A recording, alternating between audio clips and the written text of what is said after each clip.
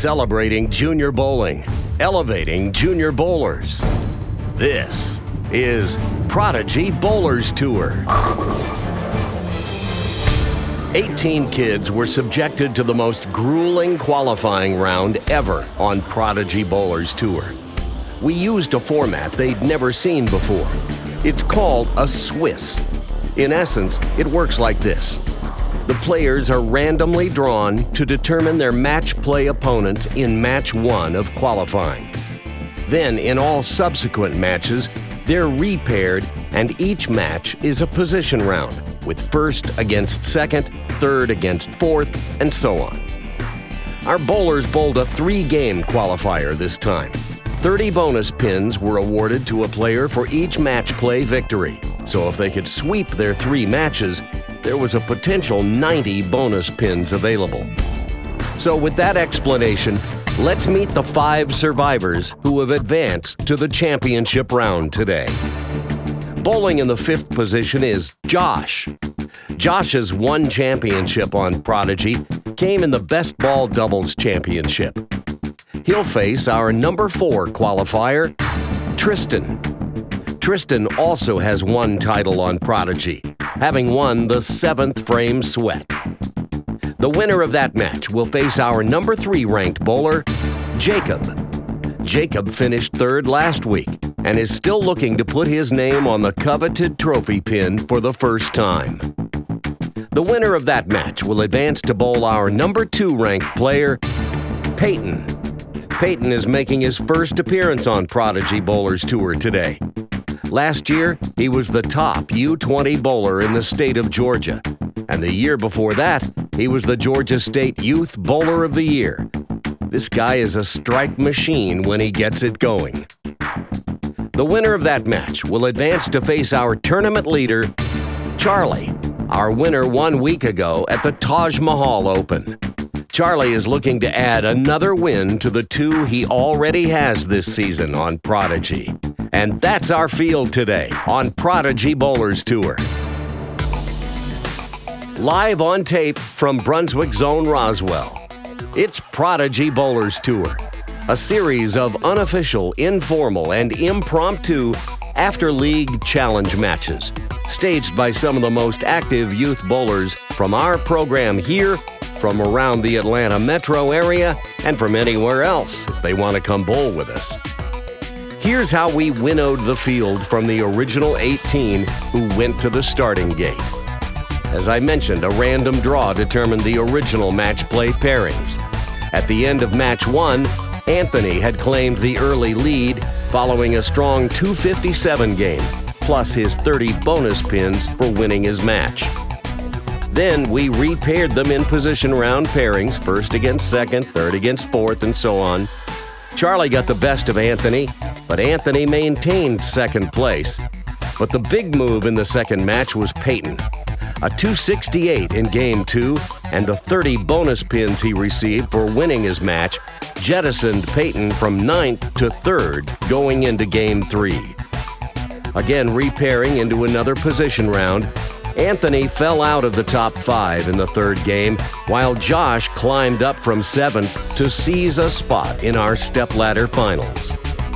It was a fascinating format that I've been wanting to try out on these kids for a long while. This Swiss format is quite popular in the Pacific Northwest and in Las Vegas. Although here in the Southeast, almost no one has ever heard of it.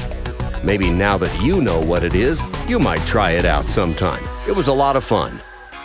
But now, we're on to the stepladder finals and match 1, with our number 5 qualifier, Josh, bowling against our number 4 qualifier, Tristan. And Tristan, being the higher of the 2 finishers, had the choice of starting lanes. He wants to finish first, so he has elected to let Josh start the match. So Josh is up on the left lane.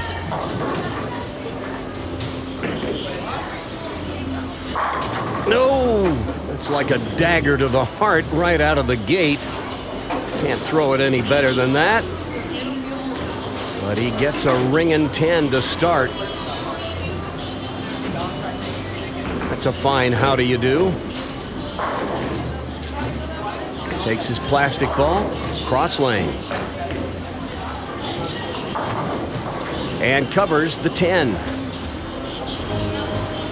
Well, they're bowling on the beaten path pattern. 41 feet, it's a 4-to-1 ratio, which makes it a little easier than some of the patterns they've faced recently on Prodigy. We bowled 3-to-1 last week, 2-to-1 pattern 2 weeks ago, so scores might be a little higher today.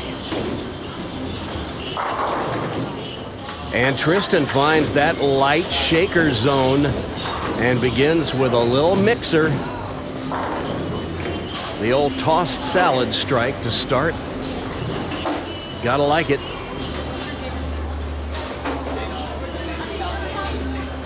At 41 feet, the rule of 31 tells us that you'd want the ball somewhere around the 10 board at the 41-foot mark. So pretty much a second arrow shot. And that's right about where Tristan is.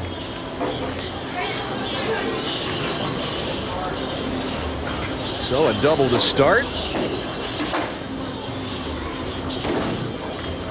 And Josh gets his first crack at the right lane.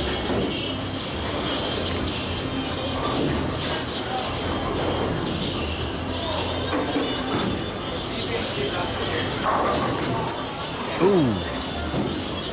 Almost got something to sweep it down from the other side, but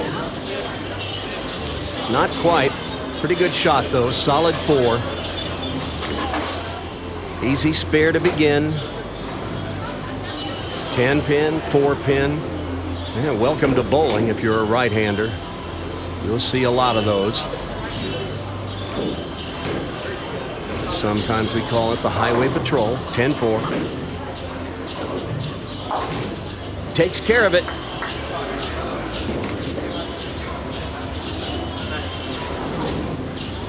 So a couple of good shots, not rewarded yet, but obviously it's early.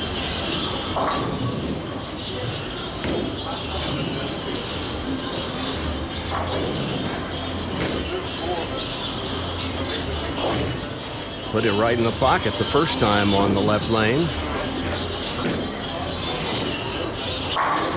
And he visits the pocket again this time and gets a little better result. This time a solid strike. And we'll watch it again. 10 back. That's the way you like it.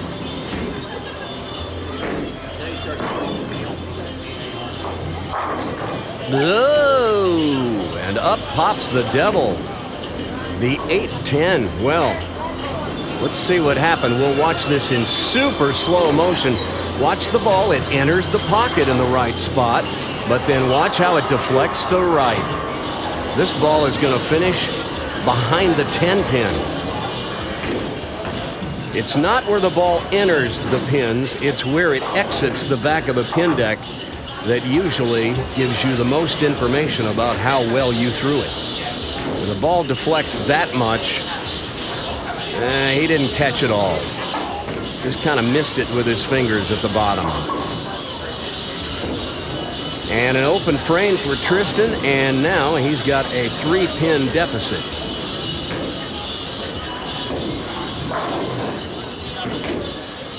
Pulled that one, but gets away with it. After that 8-10, I imagine he'll figure, well, just evens out the breaks a little bit. All right, Josh will try to put a little distance between himself and Tristan. Now's the time to be on go. Double to make it a 13-pin lead. Crunch. Boy, that's about as hard as you can hit the pins right there. Strong player, perfect balance, maximum leverage at the bottom. I'm going to start calling him Shaft because he's a bad mother. I'm talking about shaft.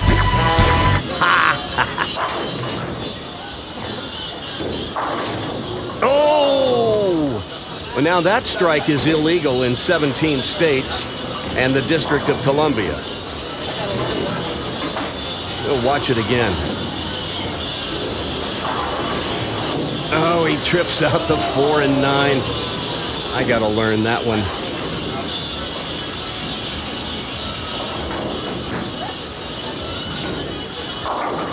All right, Tristan gets that light shaker going again. And that cuts Josh's lead down to 13. He needed that one. Now he's back in the match.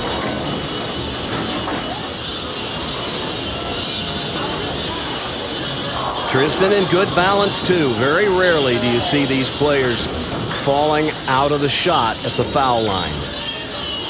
Good balance when you let it go. That's how you get the maximum leverage. Whoops. Well, he threw that one out the window. And he's left a rather unusual spare, the 1-5-7. You shoot it like a strike, put it right about where you'd want the strike ball. The ball should drive through and carry out the 5. And if you catch it at just the right angle, you'll send it right over into the 7. But he hits too full on the head pin, and that's another open frame. And just as he was threatening to close this down to a tight match, that open frame makes the lead even larger. So Josh can extend it with another strike here in the 6th. And that's just what he does. Tell you what, this guy throws a lot of ball, and if he's around the pocket, he's got a pretty high carry percentage. It's just a matter of, can he find the line? And it looks like he's got it right now.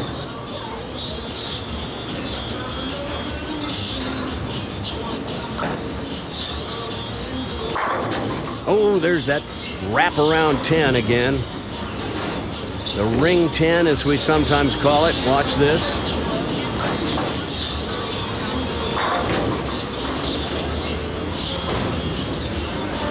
He's pretty cool. He won't show much emotion.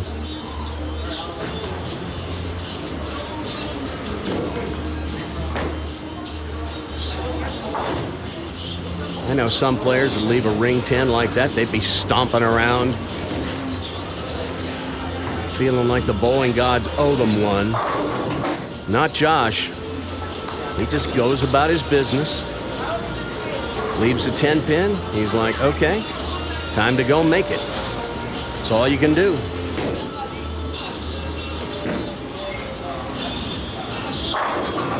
There's a good strike by Tristan. He needs to string a few now, put a little pressure on Josh.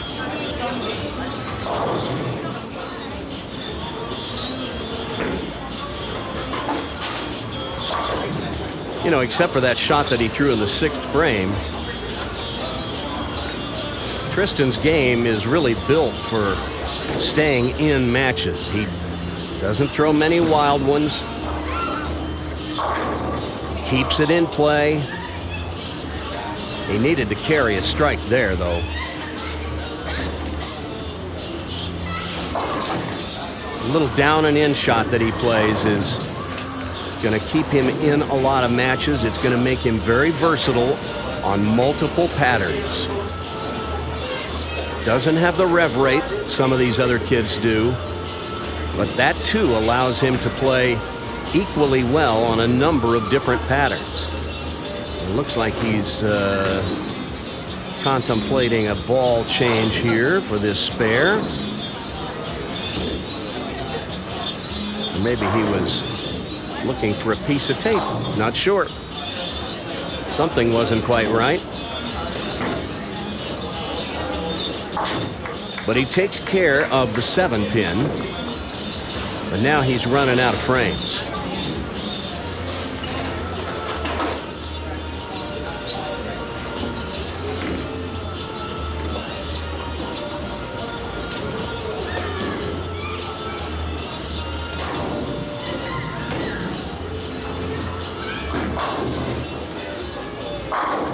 And Josh is going to try to see to it that Tristan is running out of chances, too. Big strike in the 8th for Josh. Take another look at it. This is just solid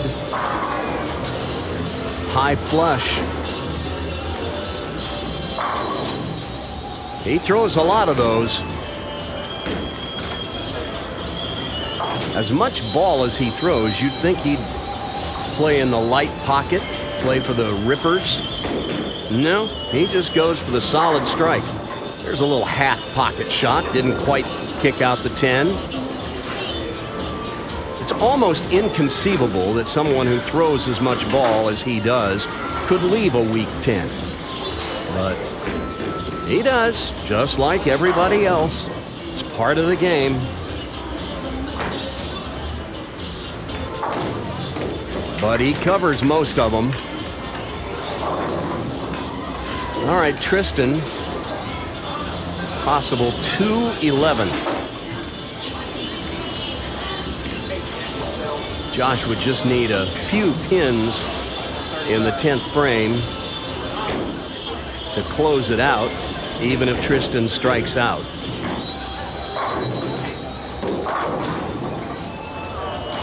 And with that 6-pin refusing to go, well, I guess it's mathematically not over yet. Tristan could make this and strike out for 200. Josh is sitting at 198. I guess it's theoretically possible he could foul twice in the 10th and not get to 200. I wouldn't bet on it.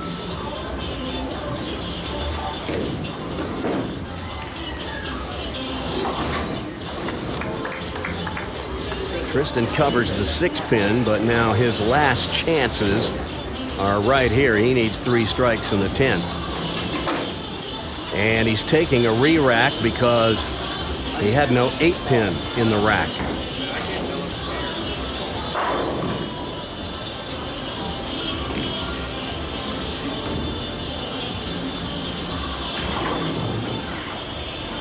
Someone spotted that the rack was without an 8-pin, so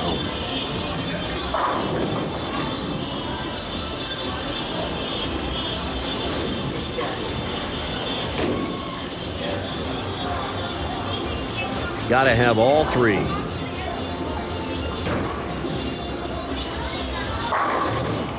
Now there's 1.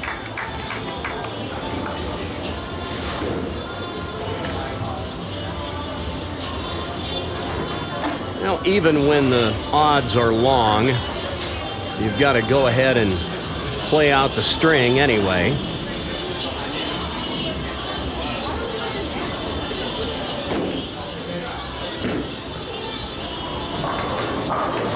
But that one right there will decide it. And with that, Josh is your winner of match 1.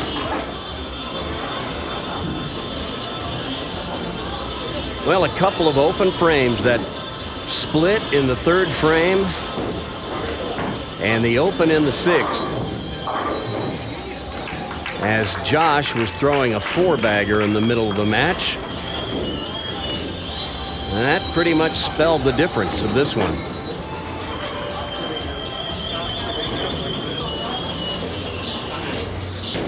Tristan can come away from this event knowing that he was one of only 2 players in the field, Charlie being the other one, who got through the 3 matches of qualifying with a perfect 3-0 record.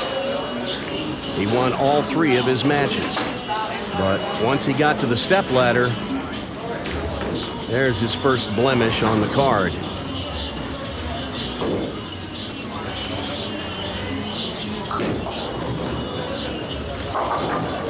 Oh, and Josh trips everything. So that puts him in the 230s with any kind of reasonable count.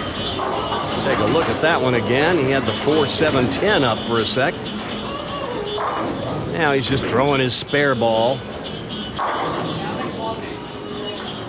And that'll be a 237. A nice game for Josh,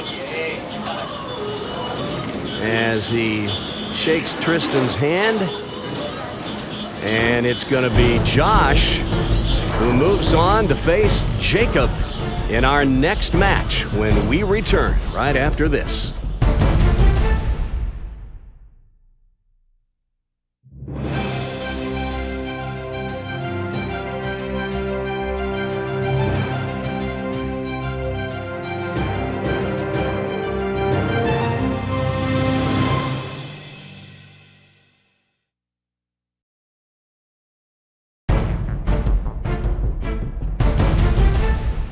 A really solid performance by Josh that first match, as he threw 7 strikes in defeating Tristan 237 to 190.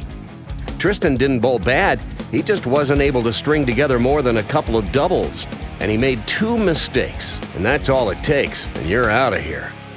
So it's Josh who's advancing to match 2, where he'll face our number 3 seed, Jacob. Jacob is one of 7 kids who came over today from Brunswick Zone Lilburn, and we're always happy to see them, just as we're always happy to welcome all our visitors.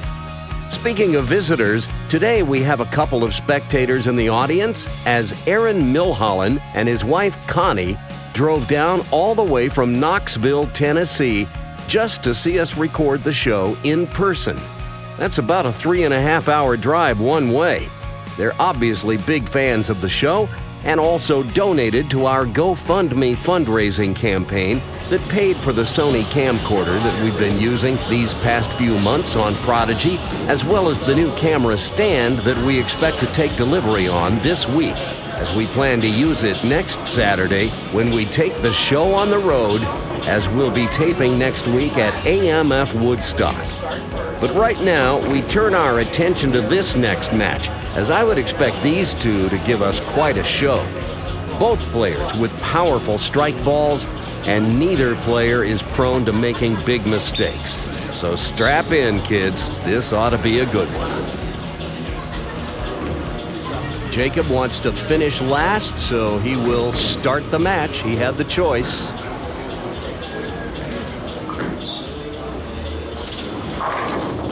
And he starts with a ripper.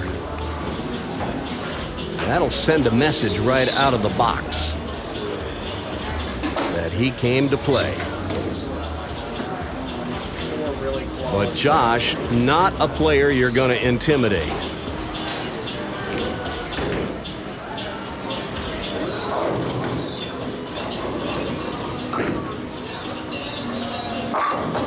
Ooh, well now. That changes everything. Not sure if that's transition or if he just missed his spot, but whatever the cause, that is a wide open split. And with the 4-6-10, you just take a couple of pins and take your medicine. 9 out and an open to start. Not what he had in mind.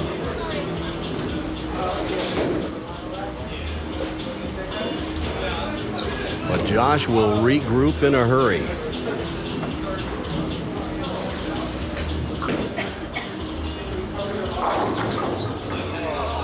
Maybe a little overcorrection that time. Sends that one just a little bit wide, and it labors in getting back, and a light shaker 10.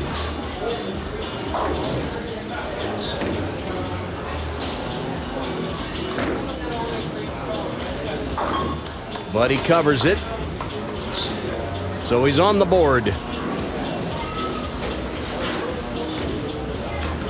And now Jacob, sensing an opportunity to get off to a big lead early, will try to capitalize. And boy, does he ever. The swisher. That's what they call this strike. Watch this. It'll come in light. Watch the 5-pin. It whistles over to the 7 and wipes it out. Swisher.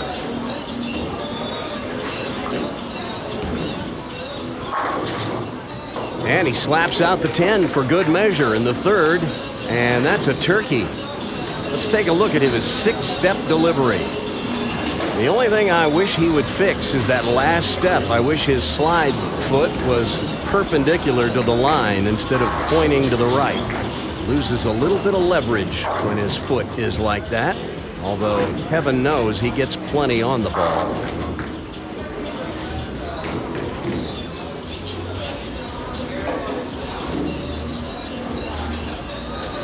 Josh with another 10-pin. He's been perfect on these thus far.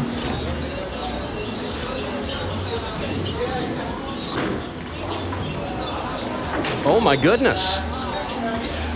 Now the lead is 43. The good news for Josh is it's still very early. And as we have seen in other matches on Prodigy in the past, you can make up a lot of ground.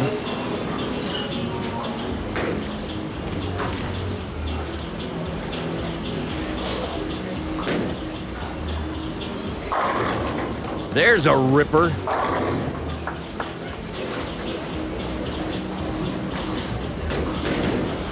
Watch this. The half pocket and the 5 just saws out the 7 that time.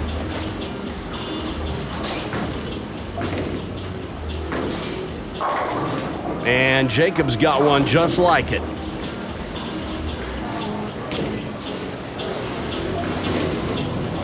He gets this one extra wide. And he just rips out the left side of the rack that time.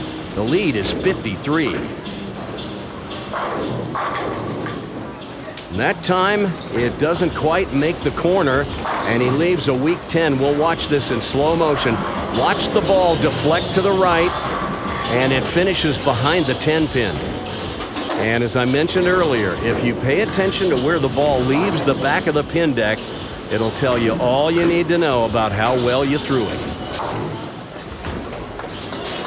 That ball should drive through and finish between the 8 and the 9. Not over by the 10-pin. But Jacob covers the spare, and now Josh has got to go to work. He needs strikes right now.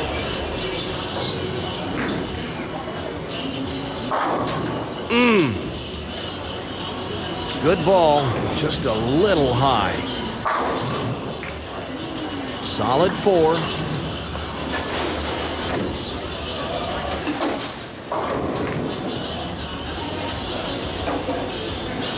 But now he'll start all over in trying to build a string of strikes. You want to get that double when you have the strike up. That's how you cut into the lead. String them together.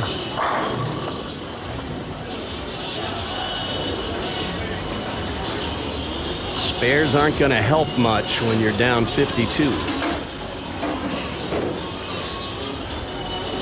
Better than an open, I suppose, but doesn't help him narrow the gap.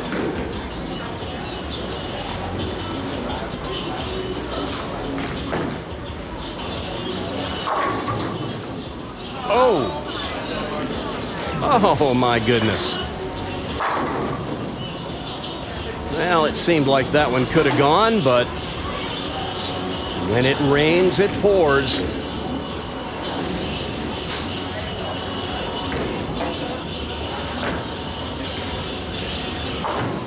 This time he takes care of the 10-pin. And look at this, except for that split in the first frame, Josh should be bowling in a 9-pin no-tap.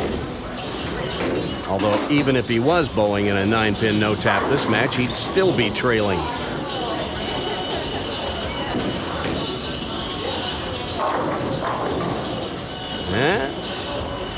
Jacob comes up thin on the right lane and leaves himself a tricky little spare, the 2-8 double wood. Because of that sleeper 8, it can be missed. You got to hit that 2-pin right on the face or on the right side if you're throwing a hook. Let the ball take out both pins. Like that.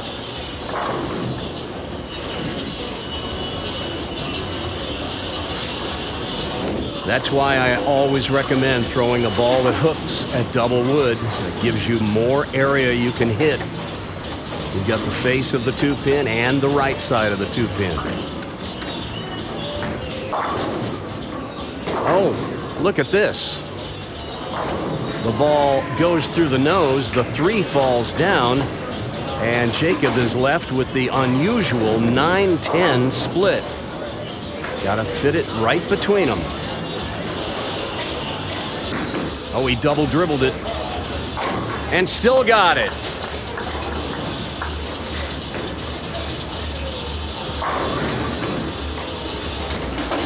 This is how it's done. Great shot. Josh's back is just about to the wall now. He's got a strike. And another 4-pin. Well, 10s and 4s.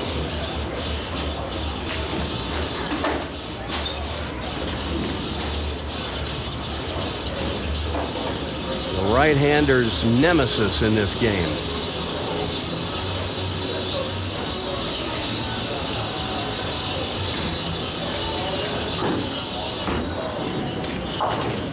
No margin for error now. Josh, a possible 205 if he goes off the sheet. Jacob's going at a 225 clip. So Josh would need to strike out and hope that Jacob runs into trouble.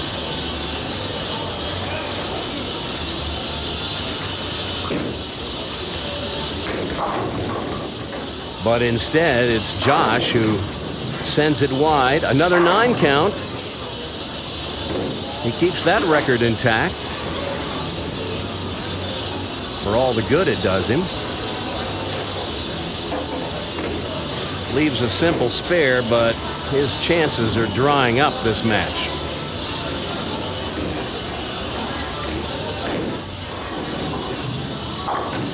Makes the 2.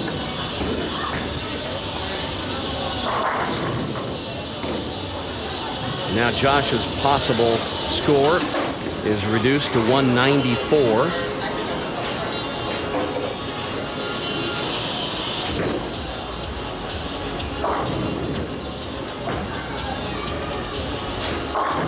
And Jacob goes through the nose. Gets 8 out of it though, no split. Relatively simple spare. 6-10, he'll go cross lane. Oh, almost chopped it.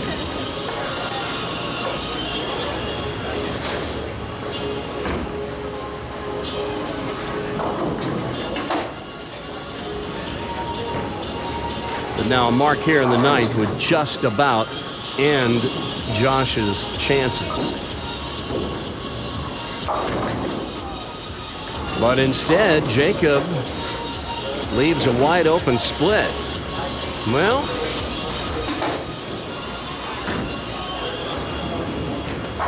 a conversion here would make his 10th frame a lot more stress-free should Josh go off the sheet.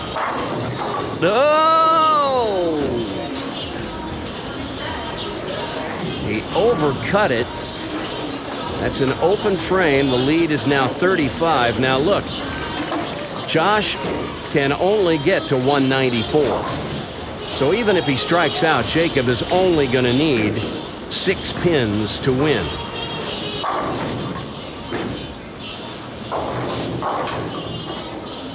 And that chance just flew out the window. This is Jacob's match. And Josh is just caught on the 9 train.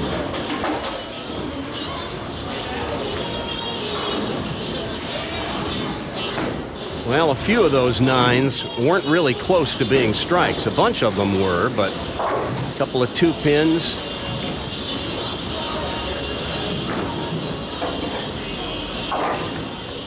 And of course, that missed 10 pin in the 3rd frame kind of set the wheels in motion as Jacob was starting the match with a four-bagger.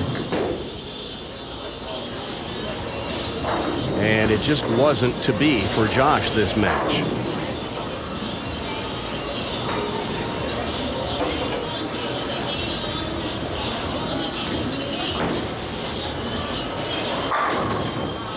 And another ring and 10. He can't buy a strike.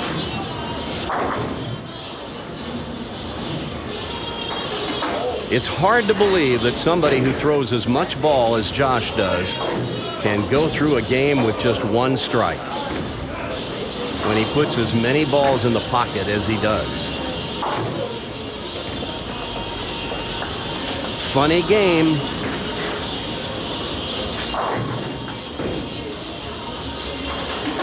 Funny, but he's not laughing.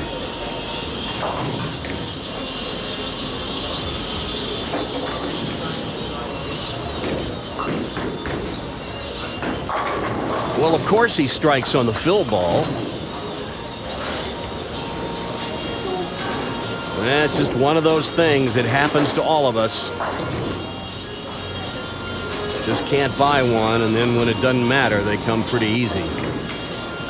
But Josh with a disappointing 172. That's the same score he shot in the second game of qualifying when he lost to Jacob. 201 to 172. And with a spare here, Jacob is going to finish in the 2-0s yet again.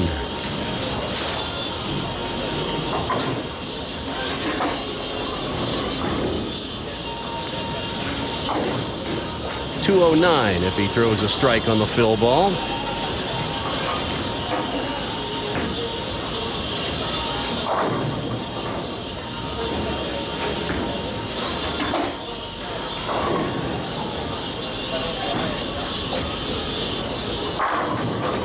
Tries a different ball on the fill ball and likes the reaction of that, gotta believe. So it's Jacob who's moving on to our third match. He will face Peyton when we return. At the beginning of each episode of Prodigy Bowlers Tour, we remind you that the show is best viewed full screen. And here are a few Prodigy heads to show you how it's done, including this guy, whose name I mistakenly misspelled last week. Sorry, dude. Hope this makes it right. Prodigy has one of the fastest growing audiences on YouTube. This past week, Prodigy Bowlers Tour crossed the 8,000 subscribers threshold, and we thank you. If you want the whole world to know you're a Prodigy head by getting your face on our show, do like these folks did. Take a selfie in front of your big screen TV, computer, or mobile device, with Prodigy playing, full screen of course, and send it to me. Email it to randy@prodigybowlerstour.com. Be sure to include your name, your age, the city where you live, and which episode you're watching. And then keep watching Prodigy. If you send in your Prodigy selfie, you're almost certain to be featured on a future episode of Prodigy Bowlers Tour.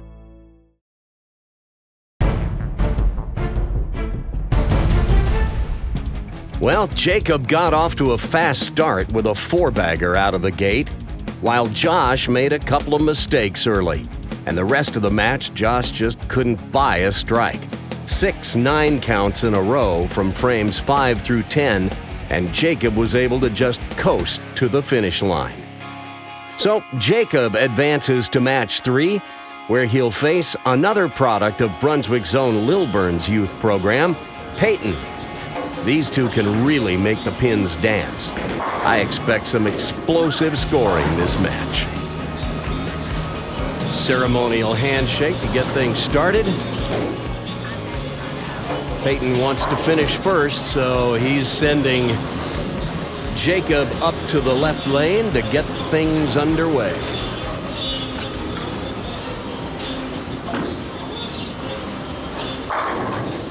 Oh, now how'd he do that? That 6-pin wraps around and Instead of kicking the 10-pin inward, he actually got it from behind. Watch this. The 6-pin will get it just from behind. That was a good one. And now our first look at Peyton. And wait until you get a load of this guy. The Georgia State Youth Bowler of the Year 2 years ago. The #1 U20 bowler in the state of Georgia last season.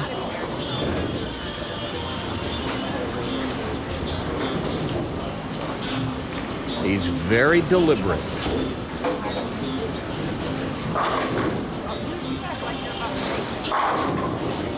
And he's also very good. He stuffs that one right in the hole.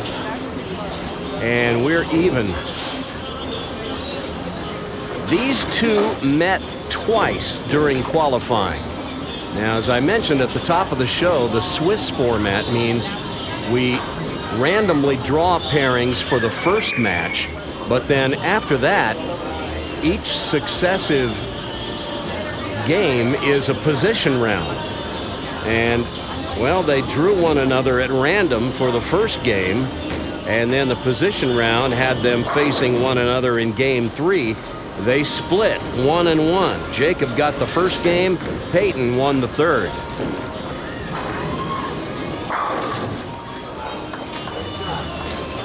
And that's 10 back. Can't do it any better than that. Take a look at his delivery. He's got that backward step like Pete Weber. It's really just a 5-step delivery, but with that backward step, he had a hard time starting out on his left foot, moving forward. It just didn't feel right to him, and he had a hard time starting, so he made that switch. Obviously, it's working for him. There's a ringing 10 by Jacob, what he almost left in the first frame, but that 6-pin got it from behind before, not to be in the second frame.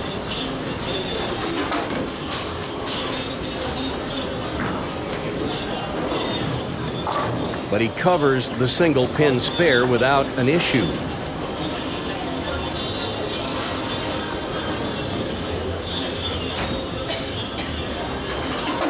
Both of these players were 2-1 in their 3 matches of qualifying.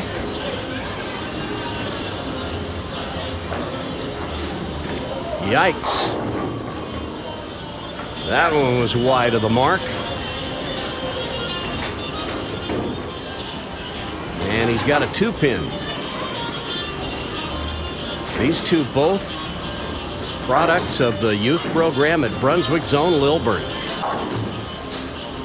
The largest youth bowling program in the Atlanta area and quite possibly in the Southeast.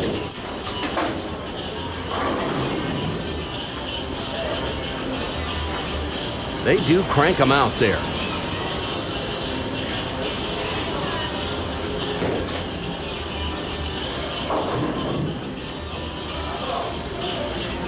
Peyton will take his sweet time. He does nothing in a hurry. That can be a little unsettling for a player, his opponent, if they are used to bowling fast.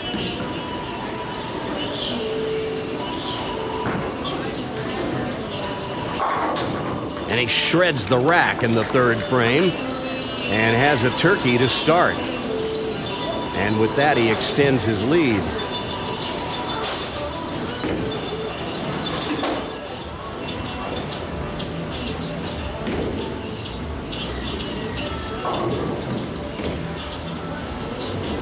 Last season, when we covered the GYBT Tournament of Champions, we covered the U15 boys, and a few pair over to our right, Peyton was winning the U20 boys division. He took down Terrell in the championship match, which isn't the easiest thing to do.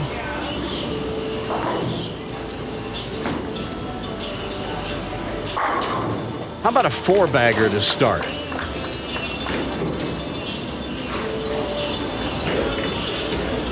We'll watch this whole thing in slow motion.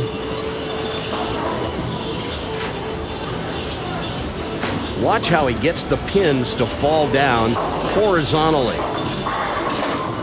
When you can get a bunch of the pins to go down horizontal, they take other pins with them.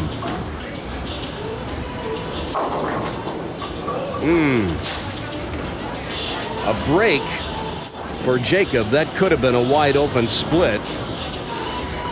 He has just the 6.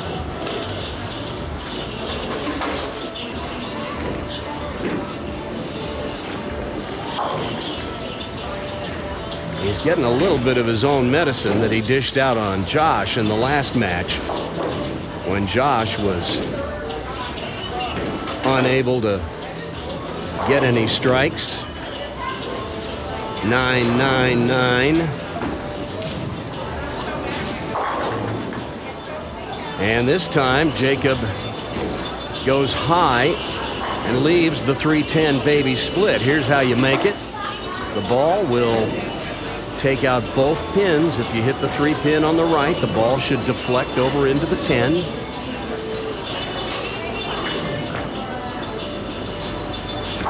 Well, he almost got it in the other side, but not to be in an open frame.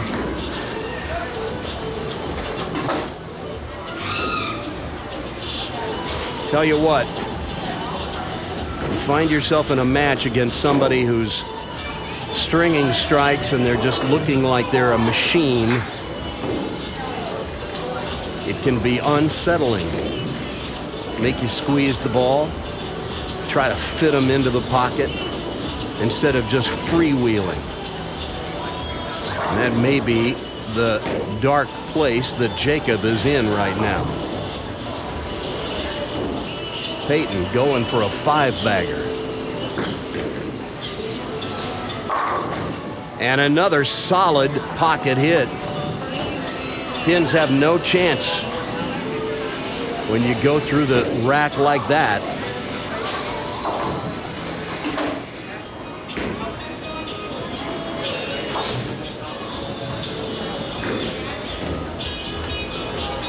Remember, they are bowling on a sports shot.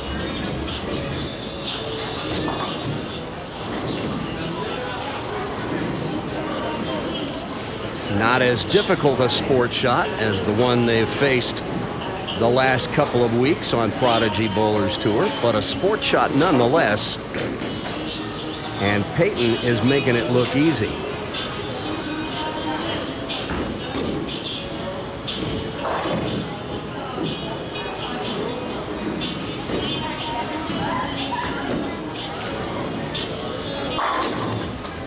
And another one, and he is halfway to a perfect game.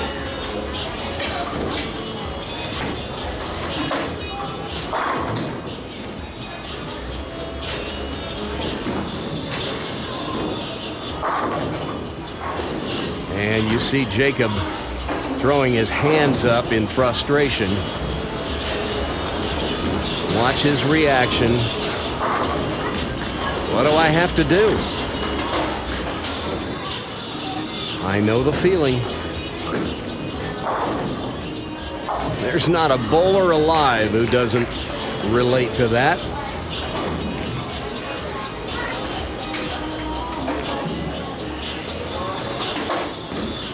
Well, he's just got to go off the sheet and hope for the best. There's one. Solid strike there. Take a look at these two side by side. I want you to pay attention to their release. See how right up the back Jacob comes, and see how Peyton is on the side of the ball? Two very different releases, both very effective.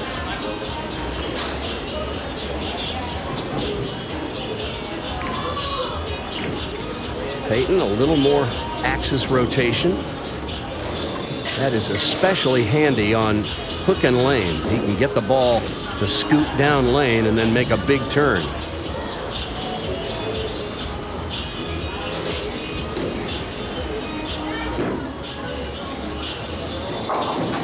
Ooh, this time it makes a little too big a turn. He goes through the nose and leaves the 3-6. So much for any ideas of a perfect game this time around.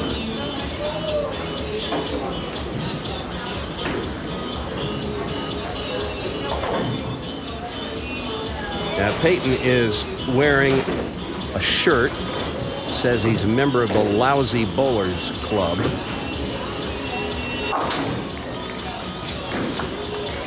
Front of his shirt says, "I'm a lousy bowler," and if ever there was a shirt that is miscast to the player, he is a fine bowler and is making this look relatively easy when we know it is not. Jacob is a fine bowler too, but he's having a hard time getting all the pins to go down. He's got 4 9 counts over a stretch of 5 frames, while Peyton has been stringing them. 10 pin. Well, he is human.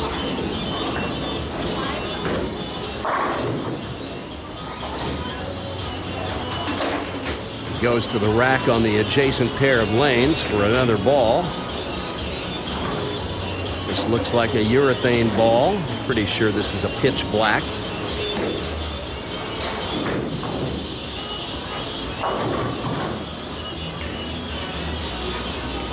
He'll use this as his spare ball.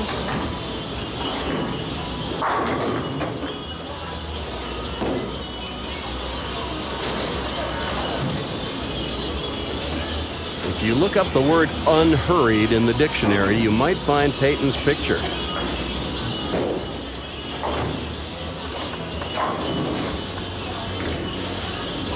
Well, he's not giving Jacob much room to breathe here.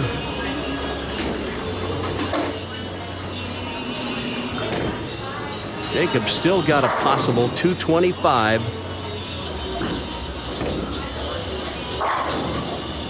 But not anymore.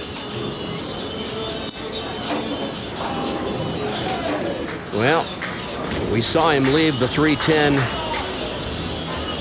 few frames ago. Got to put the ball right between them.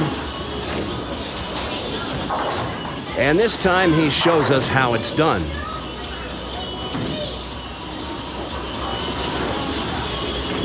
Worth another look. Well done, young man. Although I'm sure he'd rather not leave it. Oh, look out. This is way wide. He almost gets some unusual action, but with that, this match is decided.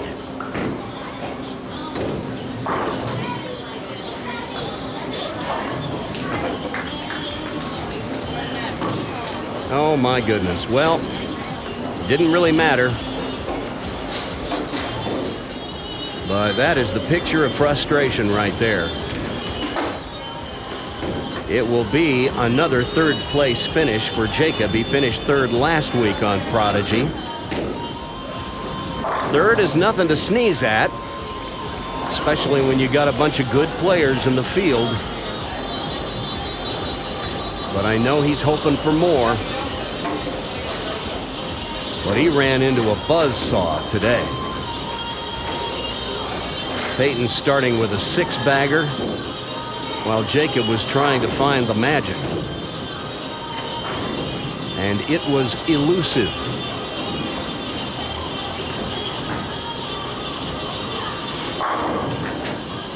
Another soft 10 for Peyton.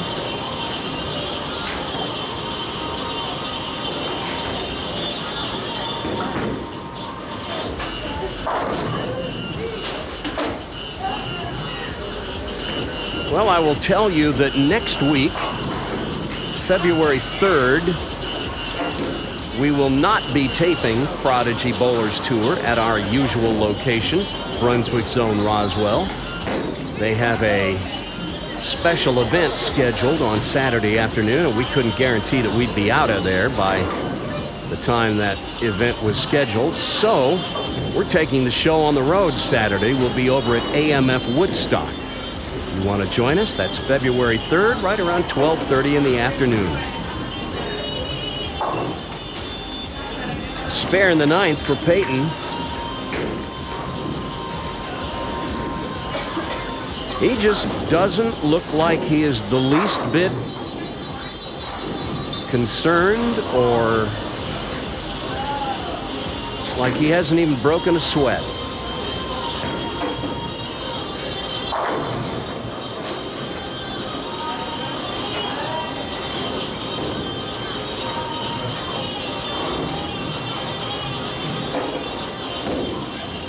Possible 256 with 3 in the 10th.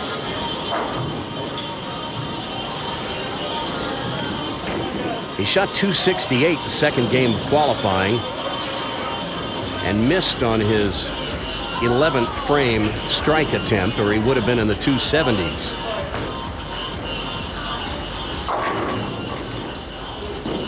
The mixer fails to get the 7-pin to cooperate, so a spare here will put him in the 240s.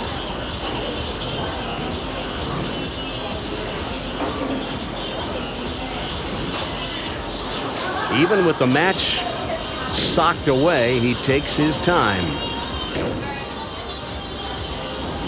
And why not? He's got one more match.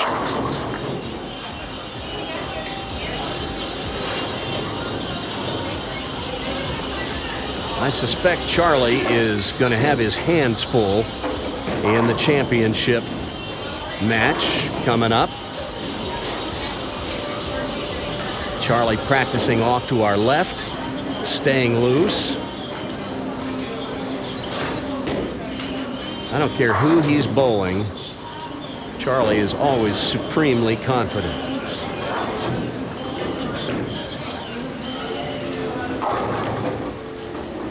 And that one gets away from Peyton just a little bit. He leaves the 8-10. That's a good place for it. A 243. Nice game. And now, when it doesn't matter, even the errant shots get the strikes to go, of course. That's how it always seems to work.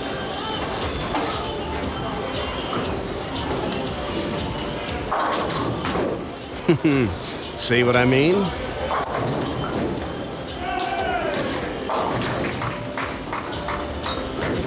Jacob just grabbing any ball that's handy just to get this over with. 183 if he fills it up here, which he does. They fall quite easily when you're loose and carefree, but it is Peyton who is moving on to our championship match. He will face our #1 seed, Charlie, when we return right after this.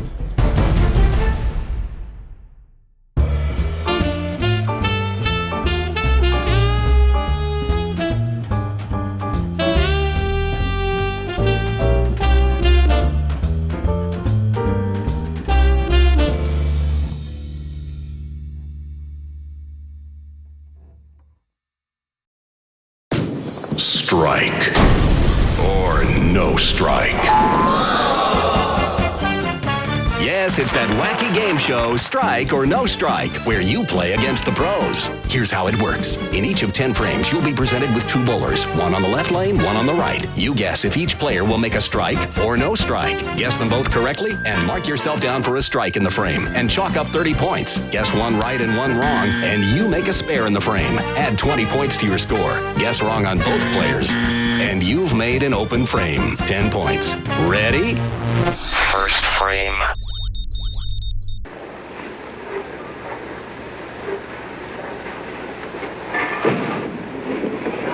That average on the week in excess of 225. The finest touch going that I've seen him have, and the last couple of years.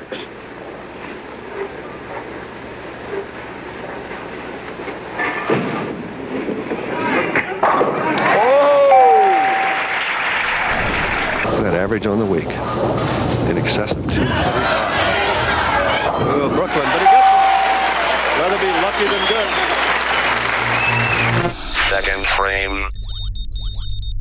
This is a big shot because he missed that spare. You're wondering what happens to his concentration. Let's watch. Good recovery, bud. From Fort Worth, Texas.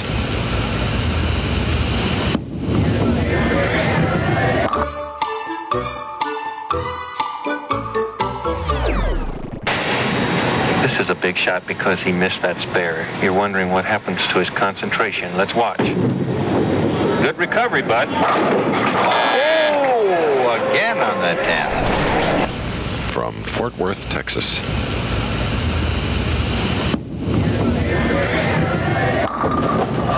Oh, and he gets a break. Third frame. Finals in Amarillo.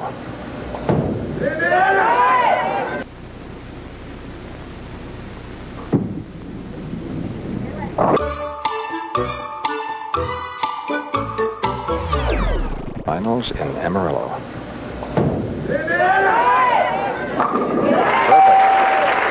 You know, Mike Albee has a chance today to be the first rookie in the history of the PBA to win 2 tournaments in 1 year.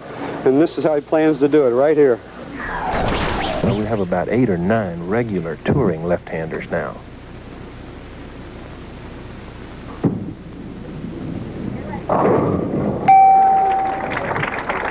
Dave Davis getting a strike. Fourth frame.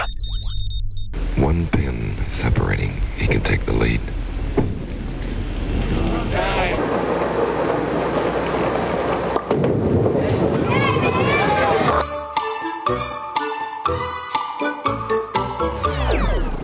He's looking mighty neat, too, Chris, in those gray slacks with that powder blue shirt.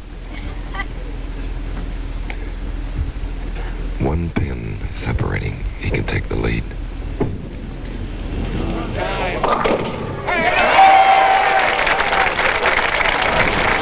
Spare working.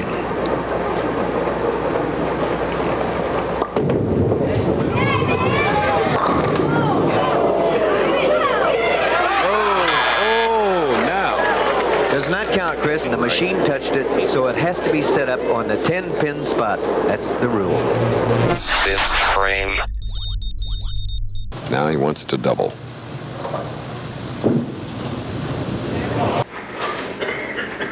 Working on a spare.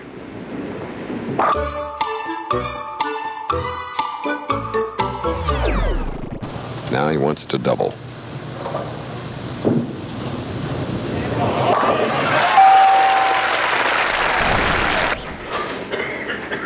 Working on a spare.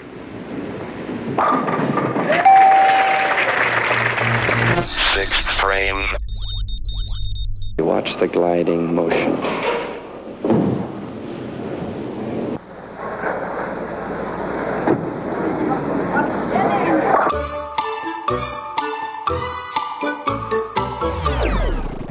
Billy, one of the most graceful bowlers, as we pointed out before, you will ever see. Watch the gliding motion.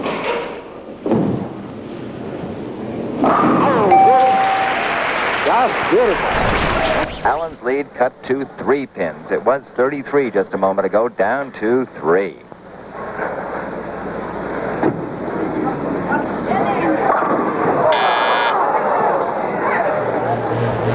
Seventh frame. Now Dick Dritker up.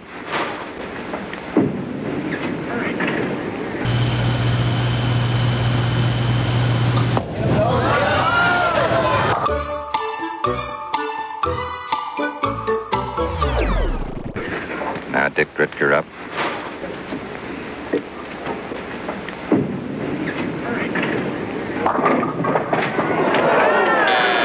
That was a strange little mixer in there.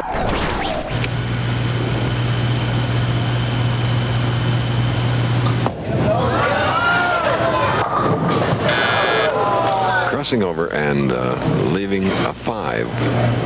Eighth frame. And to the loser here goes $6,000. And here's a man, his first time on national television in the finals here. Kliff Mcneeley has been a little bit conservative on lane 14, trying to play it light, doesn't want to get the hook, but he's got to go with what he does best, and that's just throw the ball solid in the pocket.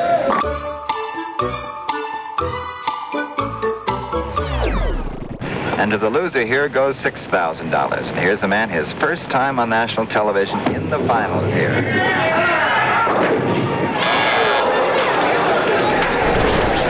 Kliff Mcneeley has been a little bit conservative on lane 14, trying to play it light, doesn't want to get the hook, but he's got to go with what he does best, and that's just throw the ball solid in the pocket. That looked about as shot as it could be. 9th frame.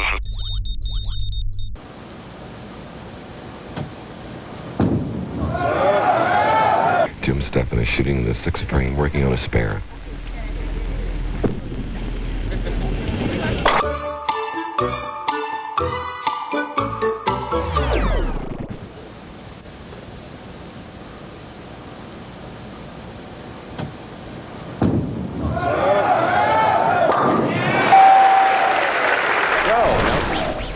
Jim Steffen is shooting the 6th frame, working on a spare.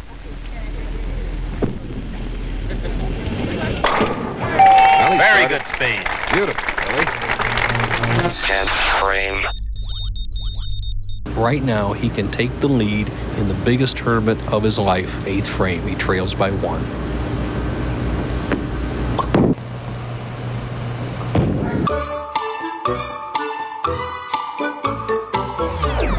Right now, he can take the lead in the biggest tournament of his life, 8th frame. He trails by 1. Oh, no. Oh, my land.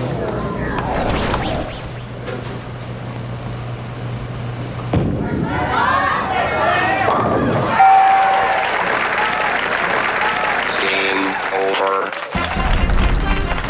Thanks for playing our game. We have some lovely parting gifts.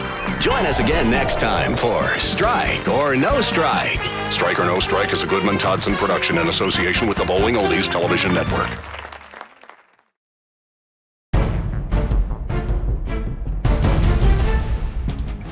A dominating performance by Peyton as he began his maiden voyage on Prodigy Bowlers Tour with a 6-bagger right out of the gate, suffocating any chances Jacob might have had. It's impossible to know whether Peyton's early surge caused Jacob to squeeze it, but Jacob's 3 strikes in the 10th when it no longer mattered might be a clue that Jacob might have been pressing to try to make something happen during the match. Understandable. But in the end, it's Peyton who's moving on to our championship match, where he'll face the hottest player on Prodigy Bowlers Tour right now. Charlie is coming off a win last week at the Taj Mahal Open. He outbowled everyone in the field today to grab the top spot going into our stepladder. But both of these guys are capable of stringing strikes, and Peyton is red hot right now after a 243 in that last match. It should be interesting to see which one of them steps up in the next 20 minutes. And we occasionally get a question, why do they shake hands left-handed? Some of our players do that. Charlie prefers to do that. It's really a courtesy to the opponent because he has rosin and stuff on his hand and he doesn't want it to get on his opponent's bowling hand, so it's really out of respect for his competitor. Charlie wants to finish first, so Peyton will start the match.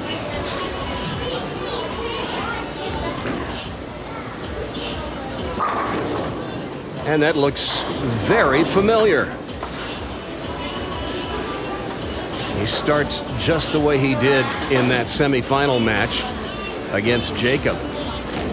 Charlie, one of only 2 players in the field, he and Tristan, who got through the 3 games of match play qualifying with a perfect 3-0 match play record.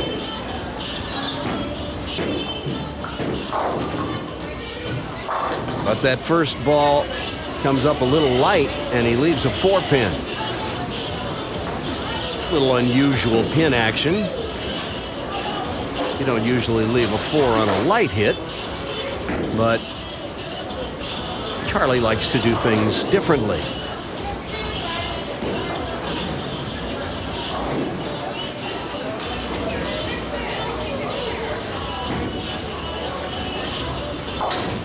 And he takes care of the single pin spare.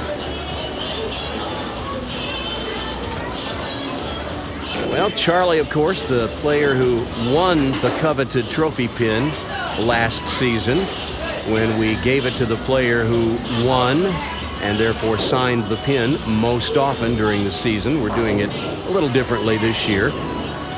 You win and you qualify for our Tournament of Champions. The winner of that tournament at the end of the year will take the pin this year.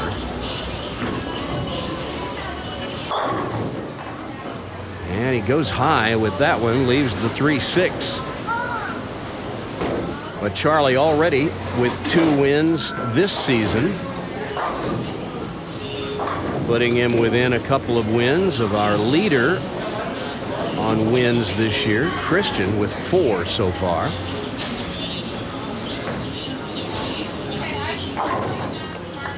And a spare.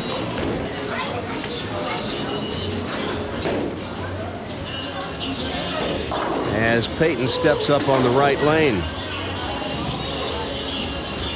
Working on a strike. With a chance to double.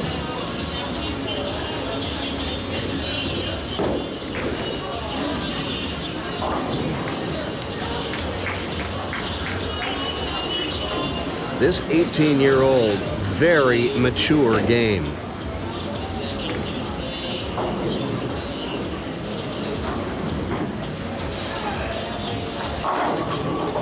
And he rips the rack. And gets off to an early lead.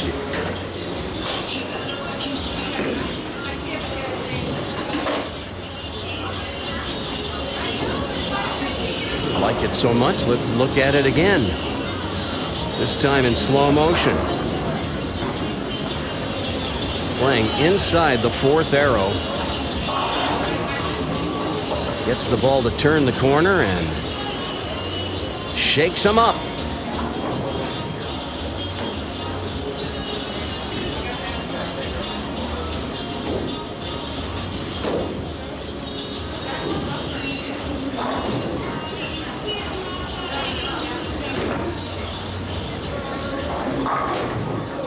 Ooh, almost a 7-10 in the pocket.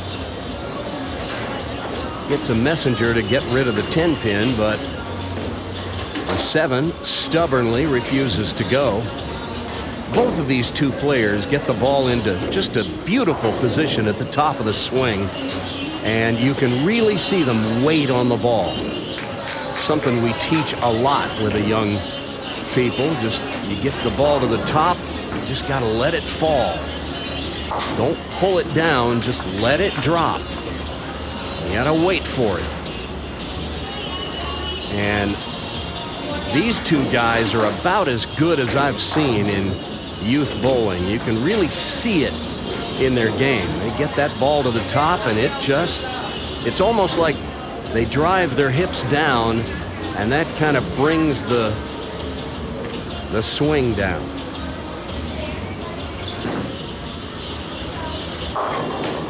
Charlie pulls another one. Back-to-back 3-6 spares.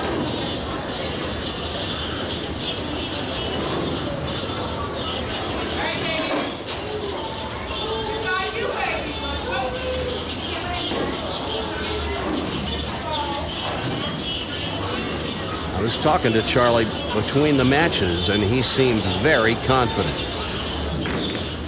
Then again, he always does. Oh, look out! Oh, that's not going to help. He chops the 3 right off the 6, and an unforced error.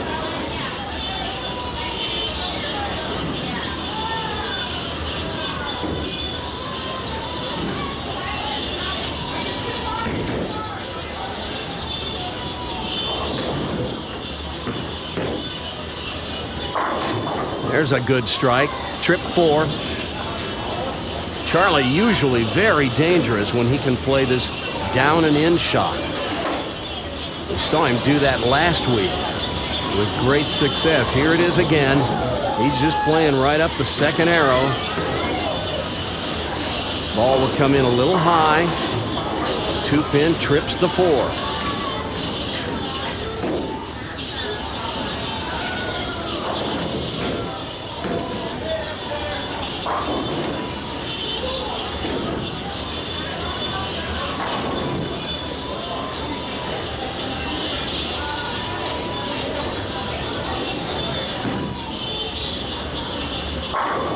Oh, a ringing 10. Boy, he threw that good.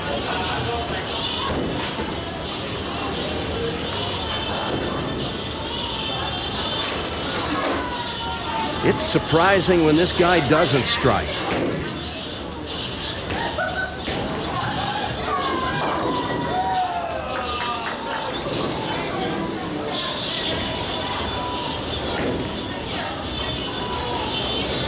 Tell you what, some of these players we get on Prodigy every now and then. Peyton's one, Charlie's one, Terrell is one. It's just sometimes you forget that these guys are just teenagers. They have such mature games.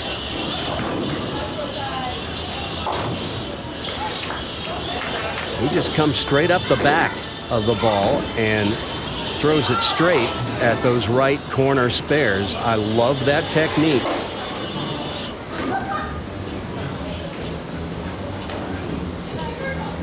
Kids over at Lilburn, very well coached. They've got a great coaching staff over there.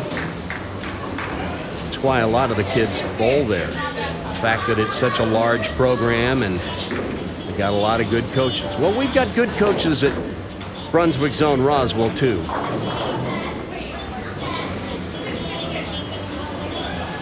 Couple of silvers, couple of bronze coaches, 1 or 2 level 1s.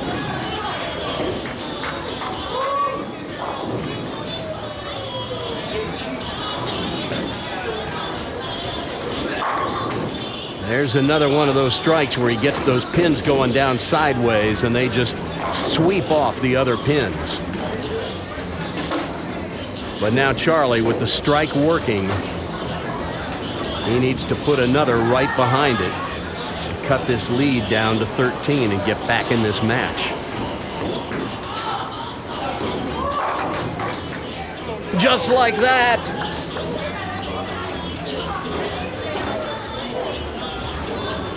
Well, how about that one? Well, he needed it. Watch the head pin. It's going to go to the left wall, and here it comes. Get out of here, 10-pin.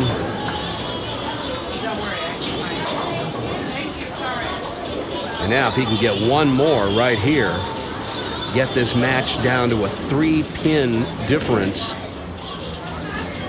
that would be huge. Oh, but it comes in just a little bit high. And he's left with a 4-pin. Check out the body language here. He's giving it all he's got. Oh, he knows he would have liked to have had that one.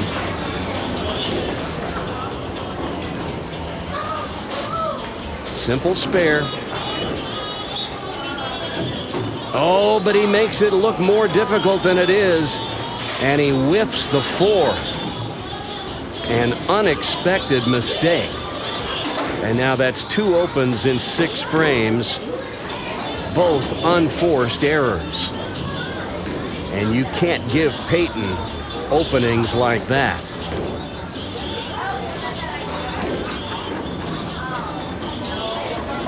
Now, what do the professional bowlers do when you open and they've got a strike up? That's when they put another one on you right now. See if Peyton can do the same thing. Just like that, you shred the rack.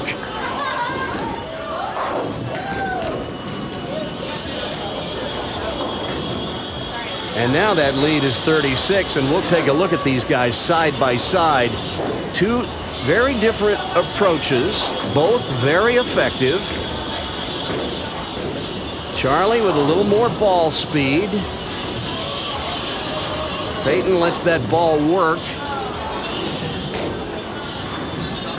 But on any given day, either one of these guys can beat the other. But now Peyton can put the hammer down right here with a strike in the 7th. Extend the lead to 46. And you know he sensed it. And he probably knew that was good as soon as it left his hand. It sure looked good. We'll watch this one in split screen.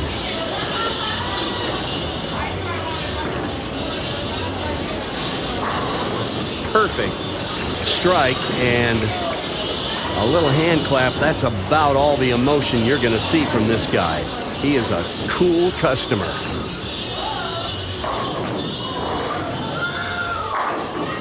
And there's a good strike by Charlie, and he needs about 4 more right now. We'll watch this one again as it goes through the pins. 10 back.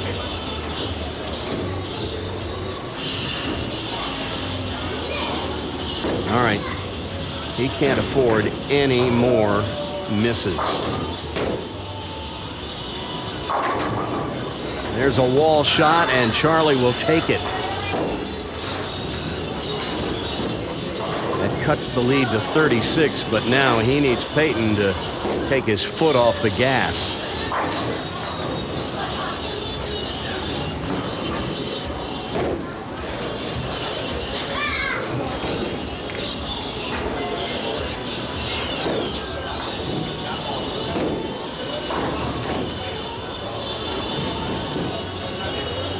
Both of these guys very cagey match play bowlers.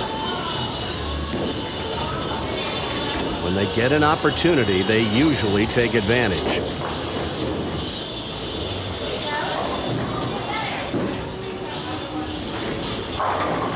And he shreds the rack. What a good shot that was. And that extends the lead to 46.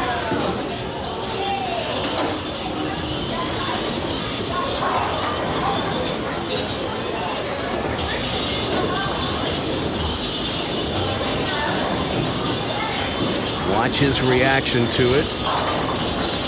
Gives it a little bit of body language, but like I said before, a little hand clap, that's about all you're going to get from Peyton. Charlie with a possible 222. Peyton going at a 238 pace.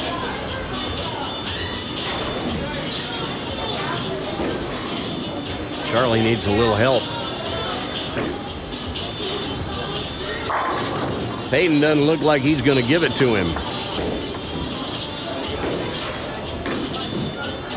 That's a 5-bagger, and Charlie is in a world of hurt now. That whiffed 4-pin in the 6th frame came at the worst possible time.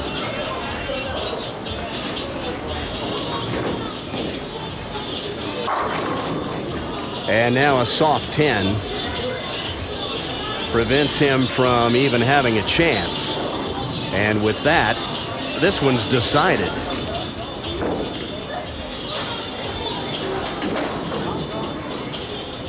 I would not have guessed that a match between these two would be over before anybody threw a ball in the 10th. But that's how it worked out.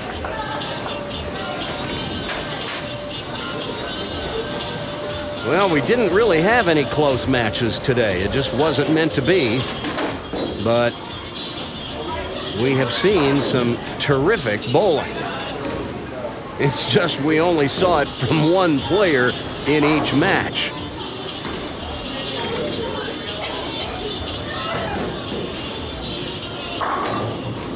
Another 4-pin, of course.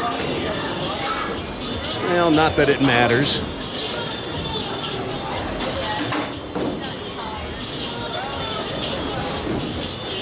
Charlie's looking up at the scoreboard thinking, okay, what could I have done differently? Well, I think I'd start with making your spares in the 3rd and 6th.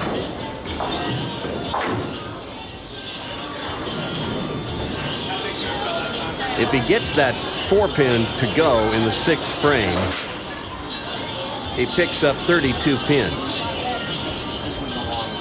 And this might have been a much different game.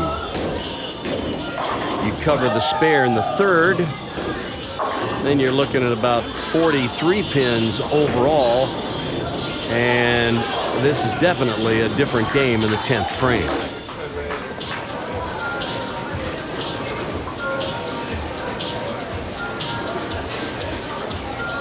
But it's Peyton's day today.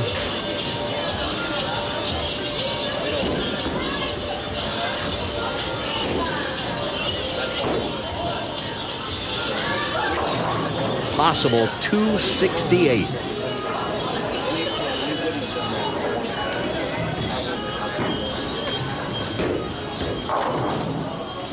Comes up light, leaves a bucket.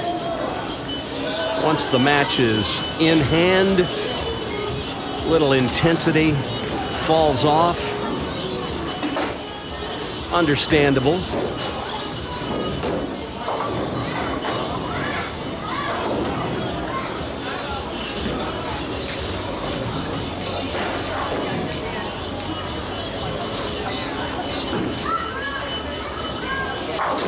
But I tell you what, even when the spare doesn't matter, you could tell he was focused, concentrating, made it easily. And now with a maximum fill right here, he will shoot 244. And look at that game. 7 strikes in the first 9 frames, a couple of 9 spares. And you want to beat this guy? You better bring your A game. Charlie didn't have his today. Peyton goes 243, 244 as his introduction to the Prodigy Bowlers Tour audience. And you're going to meet him as we get his signature on the coveted trophy pin next. Now, bring the spirit of Prodigy Bowlers Tour to your bowling center with Prodigy Bowlers Tour t-shirts and sportswear, including collared shirts with the Prodigy logo printed on the back to show that you support junior bowling. Check out the entire assortment of Prodigy t-shirts in the Brunswick store. Visit PRODIGYBowlersTour.com to see the selection. See the ash gray Celebrating Junior Bowling, Elevating Junior Bowlers t-shirt, or the Who Will Win the Coveted Trophy Pin t-shirt. Or maybe you'd want the one that says, I've come to get my bowl on, right on the front of the shirt, or simply, Bowl Me. There's a t-shirt that says, Bowling. You probably don't get it because it's mainly for smart people. And if you're a proud parent with a junior bowler, we've got a t-shirt just for you. And how about this t-shirt? You're bowling an 8th grader. Prepare to meet defeat. Available in grades 1 through 9, most in both adult and kid sizes. And finally, the shirt that reads, Bowl better, have more fun, take lessons. Then maybe you can keep up with me. The Brunswick store is powered by the people at Cafe Press, and all of these shirts are available right now. Just go to PRODIGYBowlersTour.com and click on the link to be taken right to the store. PayPal and credit cards accepted. That's PRODIGYBowlersTour.com. Get your bowl on and bring the spirit of Prodigy Bowlers Tour to your house. Order now. Go to PRODIGYBowlersTour.com. That's PRODIGYBowlersTour.com.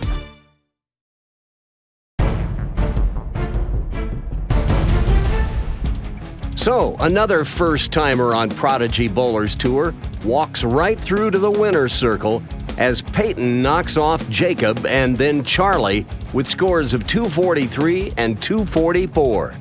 I told you at the start of the show that this guy was a strike machine when he gets it going, and clearly he got it going today. Thanks to all of our visitors for coming over to bowl with us. And thanks to our spectators who drove all the way down from Knoxville, Tennessee, just to watch Prodigy in person. And a reminder that next weekend on Saturday, February 3rd, 2018, we will not be filming Prodigy at Brunswick Zone Roswell. Instead, we'll be taking the show on the road and we'll be filming over at AMF Woodstock. So if you bowl league over on that side of town, maybe at Brunswick Zone Austell or at Bolero Kennesaw, do they even have leagues there? Or at Cherokee Lanes in Canton, or anywhere else for that matter, we'd love to have you join us next Saturday, February 3rd at AMF Woodstock. We expect to start somewhere around 12:30 p.m. So if you can make it, come on over. There's no entry fee. All you gotta pay for is your lineage. So you all come now, you hear? But right now, it's time you meet our winner today. Ladies and gentlemen, meet Peyton. So Peyton, how old are you? I am 18 years old. You're 18 years old? Yep. You bowled youth league over at Brunswick Zone Lilburn? Yep. What kind of average you carry? I averaged 222 last year. 222 last year. Yep. And you were the Georgia State Youth Bowler of the Year a year ago, or 2 years ago. Yep. And then last year you couldn't repeat because they only let you win it once in a row. And so you didn't win it last year, but you won you're just a heck of a bowler. Thank you. I appreciate that. You won the GYBT Tournament of Champions for the U20s. Yep. And the Pepsi. You won the Pepsi too? Yep. What else did you win? The hearts and minds of bowlers everywhere. I hope so. Well, here's the deal. You also won on your first try on Prodigy Bowlers Tour. And what that means is I get to hand you this pen and you get to sign the coveted trophy pin. Sign it anywhere you want. We recommend avoiding the neck because that's where everybody grabs it and it'll smudge there. But sign your name and put today's date. That's 1/27/2018. 1/27/2018. And this makes you eligible for our season-ending Tournament of Champions. The winner of that will win the coveted trophy pin, which would signify your bragging rights in perpetuity for this season.